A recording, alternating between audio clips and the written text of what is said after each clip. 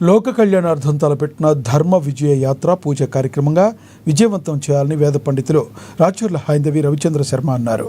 Kondapalli municipality పరిధిలోని NCL north కాలనీలో ఈ నెల 17వ తేదీన జగద్గురువులు విధుశేఖర భారతి స్వామి రానున్నారని చెప్పారు. ఈ కార్యక్రమం దుర్గాదేవి సేవా సమితి సభా ప్రాంగణంలో జరుగుతుందని తెలియజేశారు.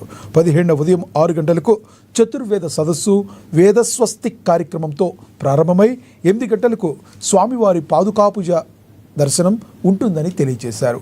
ఈ పూజా కార్యక్రమానికి వేలాది మంది భక్తులు పాల్గొనడం జరుగుతుందన్నారు. భక్తులకు ఎలాంటి ఇబ్బందులు కలగకుండా కావలసిన వసతులు చేయడం జరుగుతుందని వారు పేర్కొన్నారు.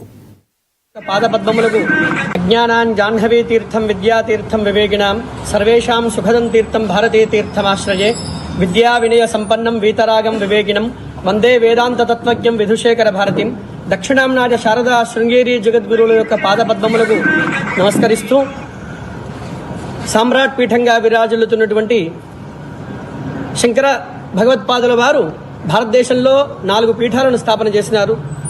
శృంగేరి, ద్వారకా, బదరీ, పురి.